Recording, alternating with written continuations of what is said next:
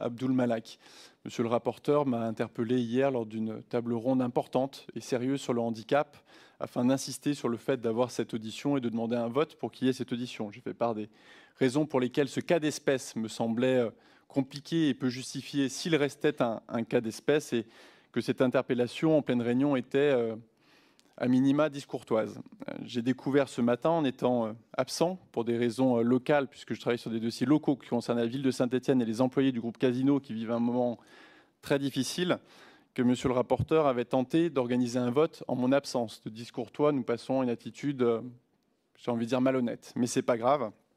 Je vais faire preuve de bienveillance et de sagesse, car comme vous le savez, ce qui compte le plus pour moi, c'est le sérieux, c'est l'efficacité de cette commission d'enquête et c'est de permettre à monsieur le rapporteur d'avoir tous les éléments dont il juge avoir besoin pour pouvoir rédiger son rapport et travailler.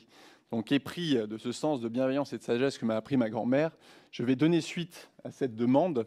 Et comme monsieur le rapporteur souhaite des anciens ministres de la Culture, eh bien, nous allons avoir des anciens ministres de la Culture puisque nous organiserons une audition commune de plusieurs anciens ministres de la Culture. Donc nous aurons bien Mme Rima Abdul Malak, mais je pense également par exemple à Mme Roselyne Bachelot, je pense à M. Jacques Toubon, je pense à M. Renaud Dondieu de Vabre, je pense à Mme Fleur Pellerin et bien sûr, obligatoirement, je pense à M.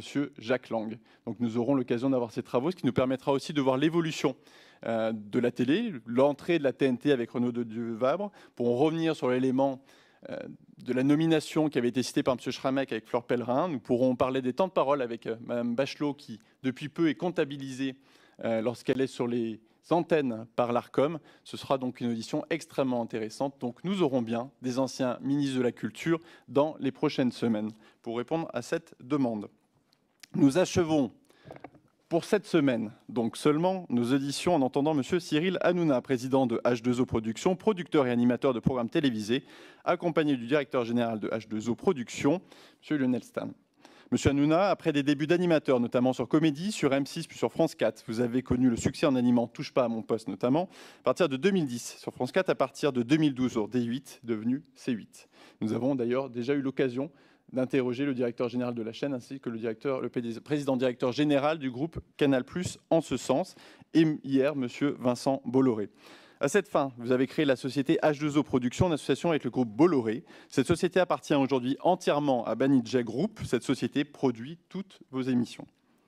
Depuis 2017, nous avons recensé 21 interventions de l'ARCOM, courriers, mise en garde, mise en demeure, sanctions, notamment pécuniaires vis-à-vis des émissions que vous animez ou produisez, plus que toute autre émission ou toute autre chaîne, et ceci justifiait cette convocation.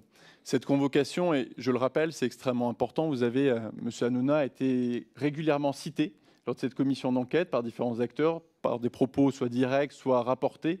Et il nous semblait aussi important de pouvoir vous poser directement les questions pour pouvoir directement intervenir, comprendre plusieurs éléments dans le fonctionnement de vos émissions et de votre travail. Et puis surtout vous donner, parce que c'est aussi le sens de cette commission d'enquête, la possibilité de répondre et de vous défendre de ces accusations ou de ces questions.